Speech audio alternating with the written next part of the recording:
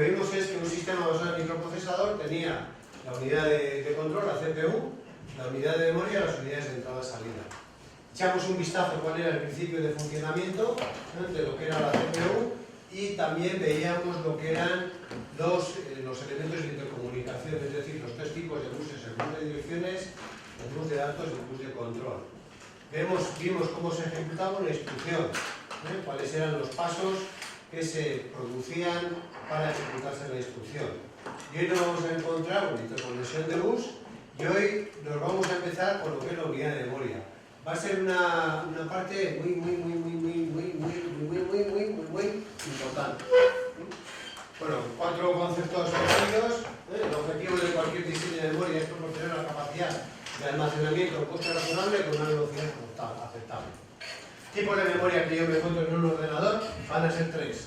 La memoria interna del procesador, que la memoria interna del procesador se conoce normalmente a los registros internos que tiene dentro. Recordar que ya hemos estado trabajando con el Eclipse y en el caso del Pentium pues veíamos que tenía el RBX, el RBP, registros internos que tienen unas determinadas características, que en nuestro caso, en el caso de FreeScape, pues bueno, pues ya lo vamos a ver en su momento cuáles son y qué características tiene, pero eso es interno al microprocesador, a la CPU.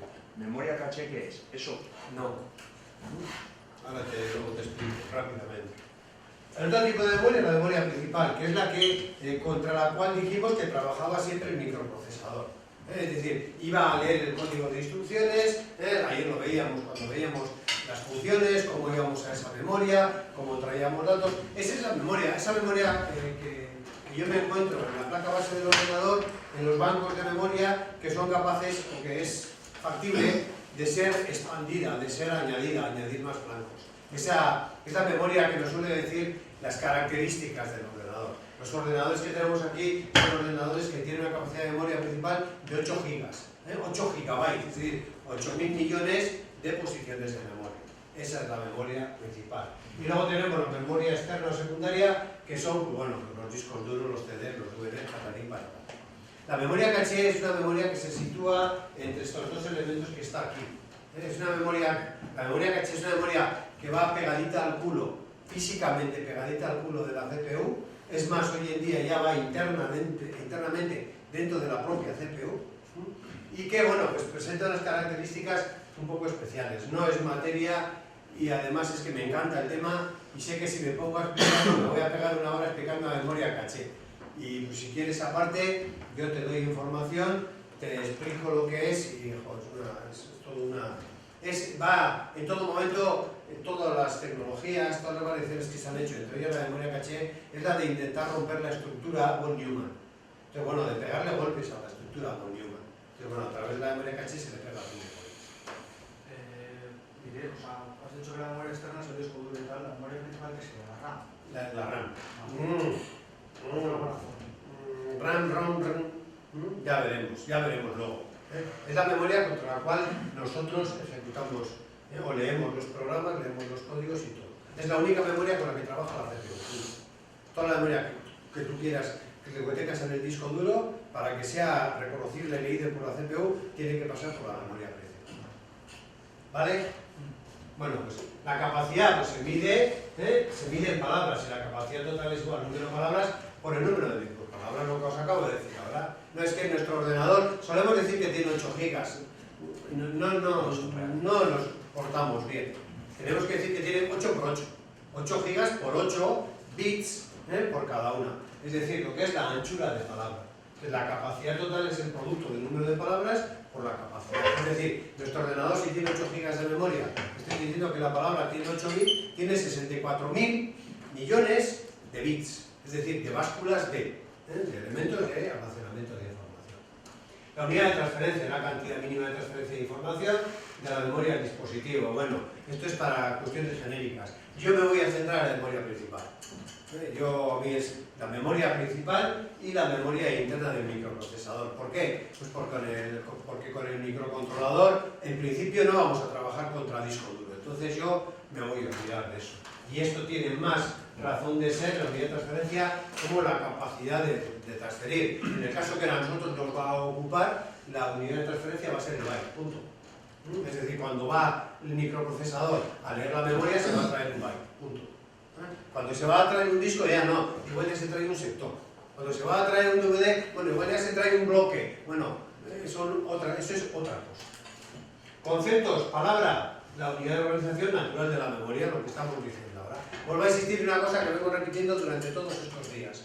Yo puedo estar hablando de que mi microprocesador es de 64 bits, es decir, tiene todo dimensionado a 64 bits, pero sin embargo, en la memoria externa va a tener en 8 bits. Lo hemos podido ver además hace poco aquí con el Little Endian, con el Big Endian, y resulta que el micro es de 64 bits, pero luego resulta que el acceso a memoria, y para eso está, el Eclipse está como Dios.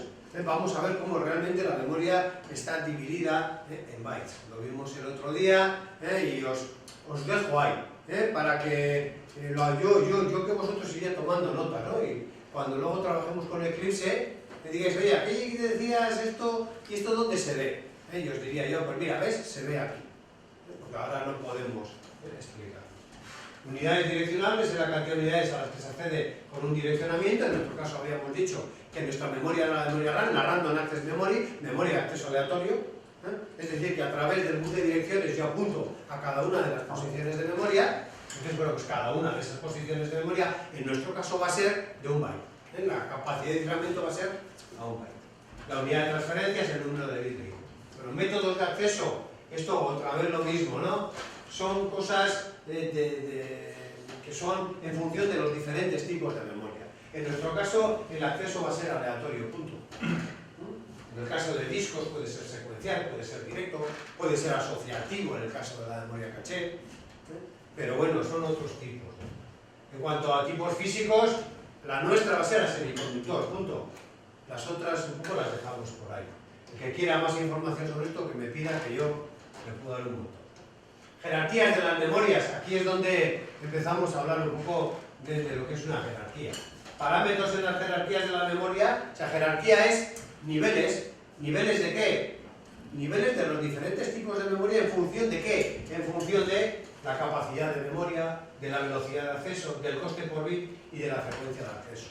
Eso me va a determinar en lo que son las jerarquías. Y luego, en cuanto a las características físicas, vamos a tener la alterabilidad, la posibilidad de cambiar o no el valor de la memoria, memoria RAM, memoria ROM, EPROM, lo que sea, y luego la permanencia de la información, que en dos grandes rasgos, que la memoria sea volátil o no volátil. Memoria volátil es aquella que cuando se le va la alimentación se pierde la información, y la no volátil es aquella que mantiene la información aunque se desconecte la alimentación. El caso más típico de una memoria no volátil es la memoria ROM, la EPROM. El disco duro es memoria no volátil, y la memoria volátil va a ser la RAM, que es una memoria que cuando se le va la alimentación perdemos la información. La jerarquía de las memorias, pues bueno, pues va a ser esto, va a tener varios niveles, nivel 0, 1, 2, 3 y 4. Nivel 0 son los registros de la CPU, son esos registros que lleva dentro cada CPU que ha fabricado el fabricante y que nos dirá cuántos son, que van a ser pocos, muy pocos registros, pero eso sí, con una velocidad de acceso enorme, una velocidad enorme. Después vamos a tener la memoria principal, que es la memoria que tengo colocada externamente y la tengo hecho con circuitos integrados. Ya, no me he saltado. Sí me he saltado. La memoria principal está ahí, entonces lo que tenemos que hacer es ir a, cuando yo quiero guardar algo, pues lo guardo en la memoria principal, cuando quiero leer, lo leo de memoria principal. Es una memoria que, bueno, es muy rápida, pero bastante menos rápida que los registros de la CPU, que tiene mucho tamaño con respecto a los registros de la CPU, 8 gigas, bueno, sí vale. Frente a los 32 registros que tiene la CPU o los 100 registros que pueda tener la CPU, pues es mucho mayor. Ya, pero es mucho menor que, por ejemplo, que un disco magnético. Un disco magnético tiene muchísima mayor capacidad de almacenamiento de información. Ya, pero ahora vamos a ver, y las cintas magnéticas, que son las que se utilizan para hacer las copias de seguridad, todavía más, una cinta magnética meto yo con muchísima más información que en un disco. Entonces, claro, estos son diferentes niveles. La memoria caché está entre la CPU y la memoria principal. Se ha colocado el medio, antes no existía. Vosotros no algunos se han desconocido, la época en que te vendían el 386, y la placa base tenía el zócalo para que pudieses meter la memoria caché. Ya con el 486 ya venía dentro la memoria caché.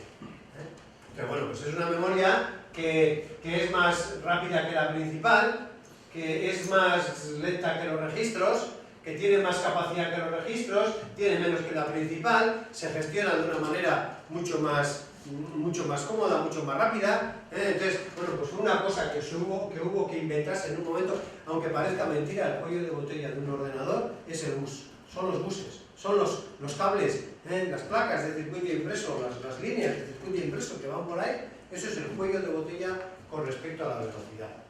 Entonces lo que se hizo fue, pues bueno, pues inventar aquí una memoria caché pegadita al culo físicamente de la CPU para que la distancia entre la memoria caché y la CPU fuese corta. Hoy en día es tan corta que ya va dentro integrada, y para que al ser cables cortos me permitiesen unas velocidades mucho más rápidas. Eso, si empecéis a mirar en un ordenador que compréis, una de las características muy importantes que se suele decir es la velocidad del bus frontal, que precisamente suele ser el bus de interconexión entre la CPU y la memoria. Entonces, bueno, pues ahí hay un montón de problemas. Entonces, para intentar solucionar estos problemas, se genera la memoria caché. Tal y como tenemos aquí dentro de esta jerarquía, los niveles de capacidad, velocidad, coste y frecuencia varían según de dónde vaya yo a qué nivel. La capacidad, el que menos capacidad tiene, son los registros de la CPU. Y cuanto más abajo vengo, tengo mayor capacidad de almacenamiento. Lo sabemos. La velocidad, los registros de la CPU, lo que menos las cintas magnéticas, que es de acceso secuencial, totalmente secuencial. Entonces es mucho más lento el acceso. El coste por bit es muchísimo más caro en las CPUs, en los registros de la CPU, y el coste por bit en las cintas magnéticas, a mí un bit, almacenar un bit en cinta magnética es la cinta, o sea, es la puñetera, es la cinta. No es ni el soporte ni nada, el disco duro, dices, no, el disco duro, ya bueno, pero el disco duro, la carcasa, el disco, el controlador, el cable, no, aquí es la cinta. Entonces, bueno, pues es mucho el coste, coste por bit disminuye, es el mínimo en las magnéticas y el máximo en los registros. Y luego aquí una cosa muy importante, que es lo que me da opción a poder trabajar por estos niveles, la frecuencia de acceso. Entonces la frecuencia de acceso, se supone que los registros de la CPU son rápidos, están próximos, pues bueno, pues esos son los elementos con los que yo voy a estar trabajando continuamente. A mí siempre me ha gustado, llegado a este punto, hacer una comparación con una oficina, ¿no? La oficina, yo estoy trabajando en mi mesa, y yo en mi mesa, ¿qué es lo que tengo? Aparte de porquería, yo que tengo en mi mesa, yo en mi mesa puedo tener unas bandejas, y en esas bandejas yo que guardo, pues todo. Imaginamos, siempre además me gusta poner el mismo ejemplo, una constructora, una ingeniería que me hace casas. Entonces, bueno, pues estás en la sala, cada ingeniero tiene su mesa, o el administrador, y le llega la factura al fontanero, y coge la factura al fontanero y la deja, sin levantarse de la mesa, la deja en la bandeja. Y le llega la del albañil y le deja la bandeja, le llega el albarán de tal y lo deja en la bandeja. Tiene que hacer un pedido y lo deja en la bandeja. ¿Por qué? Pues porque, lo único que tiene que hacer para acceder a la bandeja es mover los brazos. Entonces, el acceso a esa memoria es muy rápido, un poco desorganizado, no desorganizado, pero es un poco especial. Tiene un tratamiento un tanto especial, pero eso está ahí, ¿de acuerdo? Porque claro, el otro tipo de memoria con el que nos encontramos va a ser ese archivador que yo tengo pues en una esquina de la oficina, en el que yo hoy, pues bueno, pues llego a las 8 de la mañana, cojo lo que tengo en las bandejas, tomo nota, el albañil, la factura, tal, tengo que mandar que este me haga esto, tengo que hacer este pedido, yo voy tomando notas, voy haciendo cosas, y a continuación lo que hago con esos papeles que tengo en las bandejas es me voy a mi archivador, que tiene un acceso aleatorio, cosa que no tiene mi bandeja. Mi bandeja yo dejo lo que dejo donde dejo, o le pongo a una bandeja entradas, a otro digo salidas, al otro facturas, albaranes. Entonces es un acceso por nombre. Sin embargo, cuando yo me llego a mi archivador, yo digo, mira, la construcción de Urquizu, Abro el cajón que pone Urquizu y allá tengo todo clasificado por direcciones, pues el albañil, el fontanero, el tal, el cual. Y yo lo que voy haciendo es, una vez al día, me tengo que levantar, coger todo lo de las bandejas, ir allá, abrir el cajón, ver dónde tengo una cosa, guardar, ver dónde tengo otra, guardar, ver dónde tengo otra, guardar. El acceso es más lento. Y no te digo nada, que es lo normal, para hacer la comparación con un ordenador, que es lo que tendría que hacer. Cojo una factura, tomo nota, me levanto, voy al cajón, acceso aleatorio, miro la dirección, meto la factura, cierro, con esos detalles, abro el cajón, tardo un tiempo en abrir el cajón, busco, tardo un tiempo en buscar, abro, meto, cierro, me voy al sitio, me siento. Para tratar esa información he tenido que ir y volver, he tenido un tiempo mucho más largo. Bueno, pero aparte de eso, esta constructora no va a tener en esa oficina un montón de archivadores de todas las casas que ha hecho. Porque es que, vamos, tener ahí eso archivado, por decir algo, en la Plaza Unzaga, en una oficina, que voy acumulando un montón de papel, que cuesta el metro cuadrado, yo que sé cuánto, eso es una burrada. ¿Qué es lo que hacemos?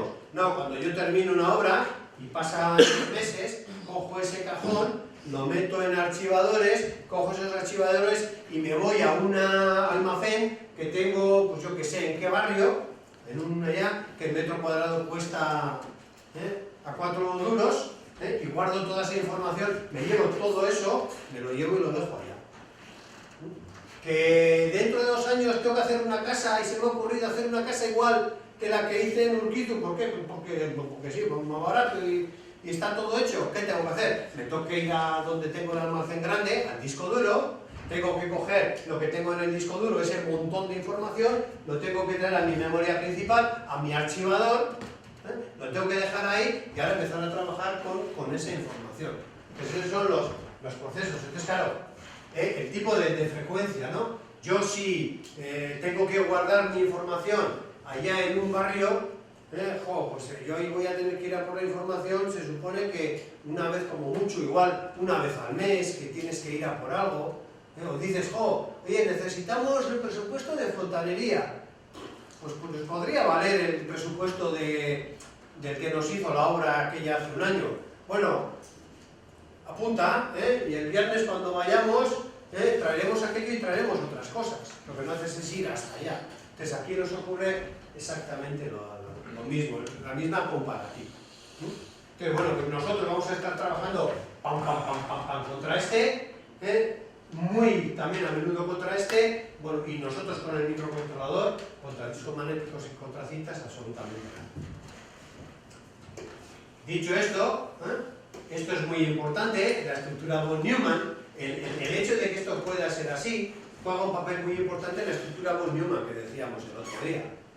La estructura von Neumann era que no había diferenciación en la memoria entre datos e instrucciones, que el acceso a memoria era aleatorio y sobre todo que el modo de funcionamiento de la CPU era secuencial, es decir, que después de una posición de memoria yo leía la otra, luego la otra, la siguiente y la siguiente. ¿Por qué es eso? Porque el hecho de poder organizar así las memorias viene basado en lo que se llama el principio de localidad de referencia. El principio de localidad de referencia tiene dos aspectos, la localidad temporal y la localidad espacial. La localidad temporal, ¿qué es lo que me dice? Que la tendencia a reutilizar los datos e instrucciones utilizados recientemente. Es decir, traducido en palabras, la localidad temporal dice que si yo estoy utilizando un dato o una instrucción que está en una posición de memoria, tengo muchísimas posibilidades de volver a utilizarla recientemente. Eso me está diciendo. Porque es que hemos quedado que normalmente los programas son en bucle, trabajan con bucles. Y al trabajar con bucles, yo voy a estar haciendo esto. Recordad lo que os dije el otro día, 8 gigas de memoria. ¡Buah! 8 gigas. Sí, a 2 gigahercios, si el programa tuviese que ser recorrer toda la memoria, pues en exactamente 4 segundos me limpiaba toda la memoria y me había quedado sin memoria. Entonces la única opción que yo tengo es de que efectivamente, y así es, los programas forman bucles, forman rutinas, Pues si yo estoy ejecutando esto es muy importante también, estoy ejecutando o estoy accediendo a un dato que pueda haber en una posición de memoria, tengo muchas posibilidades de que en muy poco espacio de tiempo vuelva a acceder a ella. Y por el contrario, si estoy accediendo yo a una determinada posición de memoria en este instante, tengo muy pocas posibilidades de que en un corto espacio de tiempo acceda a las posiciones de memoria que están muy alejadas. Entonces, eso es importante. Eso va a jugar un papel muy importante para el tema de la caché. Porque la característica que tiene la memoria caché es que en lugar de yo irme a mi memoria principal y traerme una factura, lo que hago es me voy a mi memoria principal y me traigo un taco de facturas. Porque se supone que por el principio de localidad temporal, si yo ahora necesito acceder a una determinada factura, voy a tener que acceder también a la que está al lado, a la que está al lado, a la que está al lado, a la que está al lado. Hombre, eso igual, en una constructora no se ve tan claro, pero en un programa así, porque lo vimos el otro día, que lo que yo hago cuando leo un código de instrucción, lo primero que hago es decodificarlo, e inmediatamente y automáticamente ¿qué hace el contador del programa? Autoincrementarse. ¿Para qué? Para acceder a la siguiente posición de memoria, principio de localidad temporal. Y el principio de localidad espacial me dice que la tendencia a referenciar instrucciones y datos próximos a los que se están utilizando. Quiere decir que si yo estoy accediendo a la posición de memoria 1000, tengo un montón de probabilidades de acceder a la 1001, de tener que acceder a la 1001, el contador de programas se autoincrementa. Cuando yo guardo datos en una posición de memoria, un bloque de datos, ¿qué voy? Los guardo uno aquí, el otro allá y el otro tomado por saco. Lo normal es que ¡pum!, los guardas en bloque. Con lo cual, si estoy utilizando el dato de una determinada posición de memoria, tengo muchísimas posibilidades de acceder a los datos que están próximos a ello. O sea, tengo muy pocas posibilidades de acceder a los datos que están muy alejados de ellos. Por eso, cuando yo trabajo con la caché, me traigo un bloque. Si yo accedo a la posición de memoria 1000, pues yo me voy a la memoria, me traigo de la 1000 a la 1008, me lo llevo a la memoria caché en modo tren, en modo burst, es decir, me lo traigo, chac, chac, chac. Daros cuenta de la diferencia, Yo me levanto, voy a poner una factura, abro el cajón, cojo la factura, cierro el cajón, me vengo aquí, me siento en la mesa, termino con la factura, digo, oye, que ahora tengo que traer la siguiente, me voy allá, abro el cajón, busco la factura, saco la siguiente factura, la traigo a la mesa, ahora necesito la siguiente, cago en la leche, tú, no me hagas eso, vete, tráete 8, ponlas en tus bandejas, en tu memoria caché, trabaja con ellas y no con las vuelves a llevar las 8. Es el principio de funcionamiento de la caché. ¿La localidad temporal tiene que ver con caso de autoría de pila? No exactamente, la pila no. La localidad temporal es lo que estoy diciendo ahora, que cuando yo estoy ejecutando una instrucción de una dirección, tengo, o sea, lo normal es que, por el principio de von Neumann, que la siguiente instrucción que vaya a ejecutar es la siguiente. Está en la siguiente posición de memoria y luego en la siguiente. Es decir, en el tiempo, si yo estoy ahora utilizando lo que tengo en la 1000, alguno me dirá, te estás equivocando temporal y espacial. No. Si yo ahora estoy utilizando lo que hay en la 1000, casi seguro que un poquitín más tarde utilizo lo que está en la 1001. Y un poquitín más tarde lo que está en la 1000. Bueno, si hablas después. Ahí hablas de Eso es una secuencia, claro. Es que es una detrás de otra. Bueno, dicho esto, vamos a entrar en materia, en electrónica. Memorias a semiconductor. Las memorias a semiconductor van a ser memorias que van a ser hechas con circuitos integrados, en las que, como decíamos el otro día, vamos a tener un bus de direcciones, a través del cual, acceso aleatorio, a través del cual yo le voy a dar la dirección a la cual tiene que acceder, y voy a tener que tener un bus de datos, a través del cual yo voy a meter o sacar datos. Como poníamos el otro día en el ejemplo, decíamos que una memoria iba a ser así, un conjunto, no coloco las rayas verticales, pero las entendemos, en la que yo voy a tener un bus de direcciones, un address bus, que va a ser un mazo de cables, un montón de cables, y voy a tener yo aquí un data bus. Entonces yo con esto apunto casi mejor, en vez de poner aquí el data bus, así lo pongo aquí, el data bus. Entonces yo con este bloque de direcciones en binario apunto a una determinada dirección de memoria, es decir, yo aquí me voy a encontrar dentro con un decodificador Esto es un decodificador. De n a n salidas, un decodificador de n a n, de forma que esto, y esto es importante, esto ya empezamos ya aquí a hablar de cosas. Esto que yo tengo aquí es una dirección de memoria. En esta dirección de memoria, ¿yo qué voy a tener? 8 bits. Esos 8 bits son, cada uno de ellos es una báscula D, cada uno de ellos es una báscula D, hasta la última báscula D, todas. Una báscula D que para que se cargue va a necesitar una señal de reloj, un clock, que van a ir todos los relojes unidos, todos. Yo aquí estoy hablando de hasta 8. Que va a tener una serie de salidas, cada báscula su bit, desde la Q0 hasta la Q7, que va a tener una serie de patillas de entrada, desde la data 0 hasta la data 7, que va a tener una patilla de selección de chip select, que va a ser esta, la voy a poner aquí, abajo, la de selección de chip select, de forma que cuando yo quiera meter un dato, lo que tengo que hacer es colocar ese dato aquí, en cada uno de los bits de los datos de entrada, habilitar todos los circuitos integrados y meterle la orden de write. La orden de write se la voy a meter por la señal de reloj, claro. Una báscula D es aquella que el dato que yo le meto a la entrada entra dentro de la báscula cuando le aplico la señal de reloj. Entonces estas son las patillas que tiene cada una de estas direcciones de memoria. Con lo cual, yo aquí, este decodificador lo que me va a hacer, si os dais cuenta, es este. Es un decodificador de n a n. Cuando yo meto aquí la dirección de memoria 0 en binario, habilito el chip select 0. Cuando meto el número 1 en binario, habilito el chip select 1 y así sucesivamente. Entonces, cuando yo meto una dirección, lo primero que hago es preparar para que el correspondiente grupo de básculas se habilite. A continuación, cuando yo le doy la orden de... Bueno, a continuación yo meteré el dato aquí, daré la orden de write y ese dato se escribirá dentro de las básculas. Si yo lo que quiero es leer, aunque no sea del todo...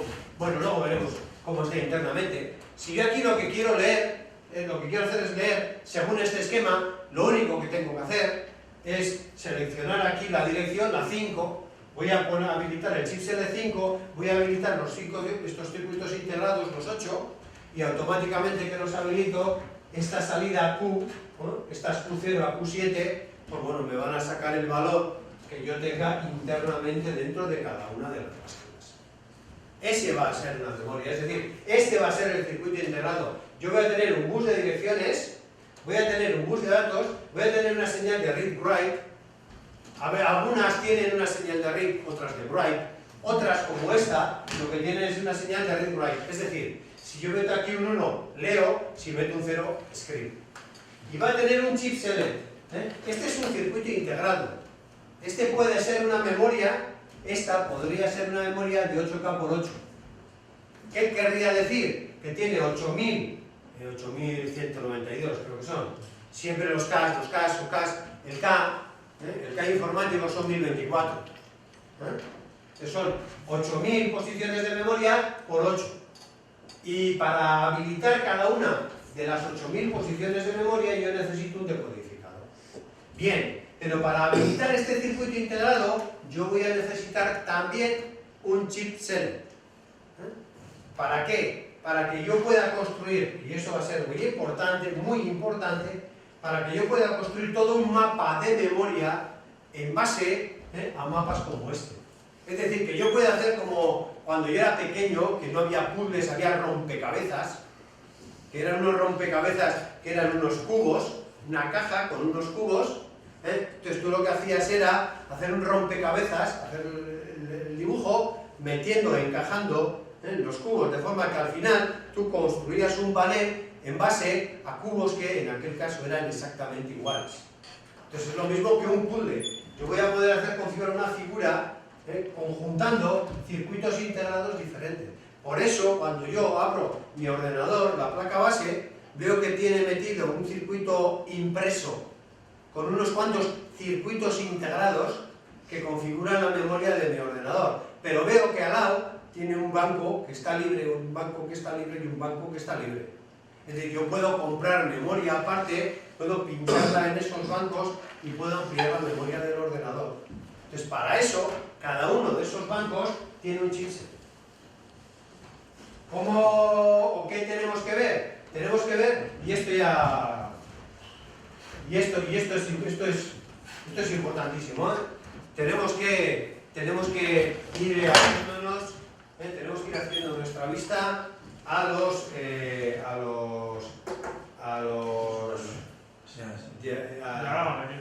diagramas de tiempo, coño. Tenemos que ir haciendo la vista. Entonces, este es el diagrama de tiempos de un ciclo de lectura. Si yo quiero leer de una memoria, lo que voy a tener que hacer es habilitar una dirección, de esta memoria, voy a habilitar una dirección y le voy a dar la orden de lectura. Y lo que tiene que hacer la memoria es depositarme en el bus de datos el dato correspondiente. Eso lo vemos aquí, en este caso que tenemos aquí. Yo para hacer una lectura, ¿qué tengo que hacer? Tengo que meter en el bus, lo primero, esto no está aquí, no se suele poner, pero esto lo ideal sería hacer así, tiempo. Entonces lo primero que tengo que hacer yo es meter en el bus de direcciones la dirección. Y a continuación, ¿qué hago? Habilito o meto la orden de, en este caso, de lectura, en este caso la lectura es con un 0, meto la orden de lectura. Y también, aquí habría que hablar con detalle, y también habilito el chip select, el selector de chip. Esto realmente no es verdad. Yo no meto el bus de direcciones y después habilito, no. Yo meto el bus de direcciones y en ese bus de direcciones la dirección correspondiente ataca un decodificador. Y ese decodificador me genera una señal o la señal correspondiente en el chip select correspondiente. Pero es un circuito que es combinacional. Y desde que yo le meto la dirección hasta que ese decodificador me da una señal de salida, pasa un tiempo. Y este es el tiempo que tarda ese decodificador. Es decir, recordad lo que os he dicho, no, yo tengo que ir a mi archivador, tengo que buscar cuál es el cajón, tengo que abrir el cajón, tengo que buscar la dirección, tengo que abrir la dirección, saco los papeles, cierro el cajón. Entonces, todas esas cosas, esos son tiempos, que en una memoria son exactamente iguales. Y en este caso, uno de ellos es desde que yo tengo la dirección hasta que interna o externamente este decodificador me genera el chip select, pasa un tiempo. O sea, el chip select es interno, tú no tienes una partida para chip select, ¿no? Tú metes metes el bus de direcciones sí. y él de ahí te saca El el chip circuito select. integrado tendrá un chip select y tú vas a tener que controlar ese chip select. Además de eso, el circuito integrado va a tener dentro un decodificador. Cuando yo le meta aquí la dirección, este sí es interno, este decodificador. Esto que me estás diciendo tú es cierto. Yo meto aquí un bus de direcciones y yo no tengo acceso al chip select interno. Pero es que además los circuitos integrados suelen tener también un chip select. O sea, para habilitar que esto pueda funcionar, tengo un chip select externo. O sea, es como la orden para activar, ¿no? Exactamente. Para que pueda hacer cualquier cosa, necesita estar activo el chip select. Eso es habilitar, ¿no? Habilitar. O sea, el chip select No. ese no es el mismo que el otro. No, pero vamos a ver luego que sí. Y... Cuando hagamos cuando yo coja el cubo de mi puzzle, voy a ver yo que hay, voy a tener un chip select. Pero es que mi puzzle tiene 8K por 8. Quiere decir que dentro tiene 8000 chip select. ¿Quién controla cada uno de esos 8000 chip select? El decodificador interno de la memoria. Pero ¿quién controla toda la memoria? Mi chip select externo. Es decir, para yo poder configurar un mapa general de memoria con diferentes circuitos integrados como este, voy a necesitar otro decodificador más para poder seleccionar cuál es el que quiero. Va a ser exactamente el mismo concepto que en los hoteles. Un hotel, las habitaciones son la 1, la 2, la 3, la 4, la 101, 102, 103, la 201, 202, 203, la 301, 302, 303. Es decir, yo en cada planta tengo una habitación. Y yo tendré que seleccionar a qué habitación voy. Pero luego, con lo que es el piso, lo que yo llamo el piso, lo que voy a hacer es seleccionar el piso. Es decir, el piso, el 100, 200, 300, va a ser el equivalente al chip select este que tengo aquí, y luego el 01, 02, 03, 04 va a ser el equivalente al chip select que tengo dentro de la memoria. A ver, ahora sí. Sí, luego tienes para escribir y para leer, ¿no? Sí. Entonces, el bus de datos, ¿qué es? ¿Una patilla que es para entrar y salir? El bus de datos no va a ser una patilla, van a ser 8 patillas que pueden ser entrada o salida. Ya veremos luego el cómo se configura eso. Normalmente en el bus de datos solamente es un cable, Ah, ese cable ¿no? metes y sacas. Es bidireccional. Es bidireccional, ya lo dijimos el otro día y lo volveremos a ver. El bus de datos es bidireccional, yo puedo meter y sacar datos. El bus de direcciones no tiene razón de ser de que sea bidireccional, comillas, ¿por qué? Porque yo siempre voy a... Alguien desde fuera me tiene que decir a la memoria lo que hay que hacer. Entre comillas, porque cuando ya entramos en el DMA, el acceso directo a memoria, ya la cosa cambia. El bus de datos será bidireccional, pero lo que es la báscula no. La báscula no, Tú la por sigues eso, en la salida, ¿no? eso es. Entonces aquí, ¿qué es lo que voy a tener que hacer? Voy a tener que unir esta patilla con esta otra, voy a tener que unir las dos, para que al final se convierta en esta patilla. ¿Sí o no? Sí, no sé ¿Cómo? cuándo, pero... La forma es para entrar, tal cual. Para salir, simplemente me coloco yo aquí un buffer triestado, actúo con el chip select y ya está. Cuando yo quiera, entre comillas, aquí vamos a poner esto. Vamos a trabajar con el chip select y con las patillas de read-write. Cuando yo quiero que el dato entre, lo único que tengo que hacer es dejar esto abierto, triestado, Sí, estado era alta impedancia. alta impedancia. Y cuando yo quiero que el dato salga, es decir, cuando yo quiero que el dato entre, read, tendré que tener esto en alta impedancia. Cuando yo quiero que el dato salga, ¿qué es lo que tendré que hacer? Para empezar, No habilitar. no, habilitar este sí, Sí, pero no habilitar los registros. no habilitar el reloj de los registros. El reloj siempre funciona. No, habilitar. no, estás equivocado. No es lo mismo el reloj, no es el mismo reloj el del microprocesador, que sabemos que está siempre funcionando, que el del reloj que yo estoy hablando para escribir en esta memoria. Pero los ciclos reloj van en todo Ya, ordenador. pero yo aquí no he puesto CK, Ya. he puesto write. Y es que esto es un reloj, pero no es el reloj del microprocesador, es otro reloj. Es una señal de reloj. Un reloj no tiene por qué ser como el reloj, de pam, pam, pam, pam. No, no es solo ese el concepto de reloj.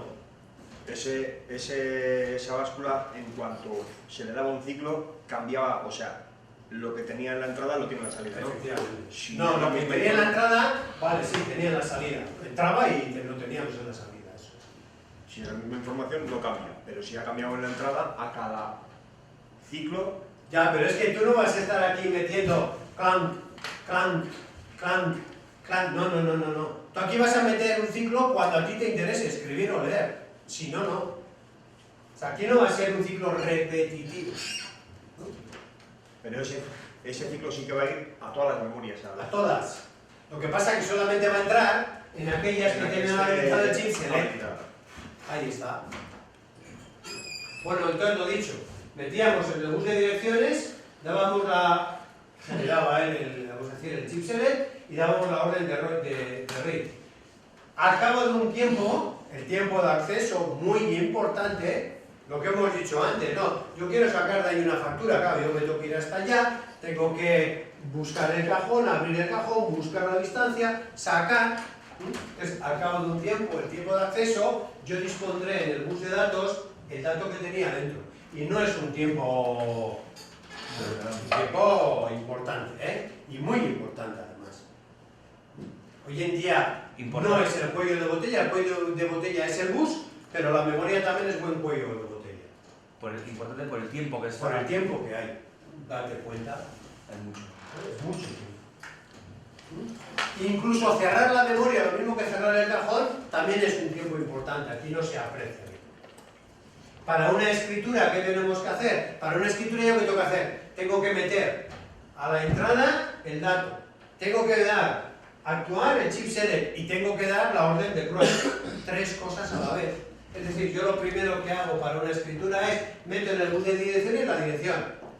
Al cabo de un ratillo, vamos a decir, se creará el chip select correspondiente. Tendré que meter el bus de datos lo primero, el dato, y después de un rato yo le diré, oye, escribe. Meteré un 1 en esta señal. A partir de este momento es cuando empieza a escribir.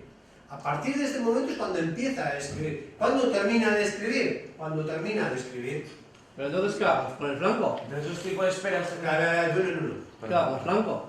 ¿Cuál? Porque la orden, porque La orden de orden. en la lectura, Espera, la le has orden de dicho, orden. antes has dicho que, o sea, o sea, justo empieza cuando va el chip select, ¿no? Sí. Y en esta, justo cuando le cambias el estado del write. No, es muy sencillo.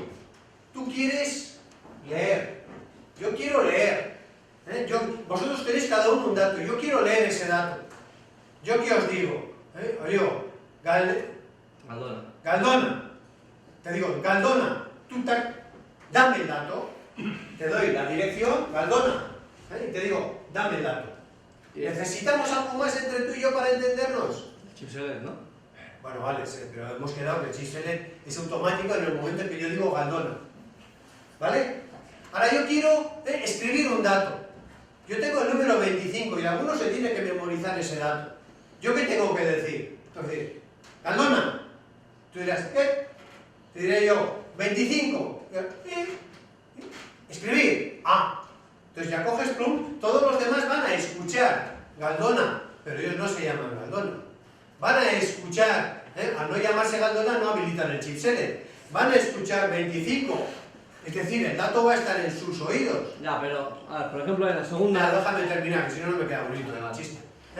Van a escuchar eso, pero no le van a hacer caso. Y yo les voy a decir leer. Sí, pero como no tienen habilitado el chip select, pues tampoco van a leer. Lo único que lo va a hacer es el otro. Yo a ti te tengo que dar 3 informaciones para escribir. La dirección, el dato y la orden de escritura. Vale. Yo te tengo que dar la dirección, el dato y la orden de escritura. Vale, pero ahí en la segunda tienes, le dices al bus de direcciones, él habilita el chip select y en ese momento tienes puesto que lea. Entonces no te va a empezar a leer.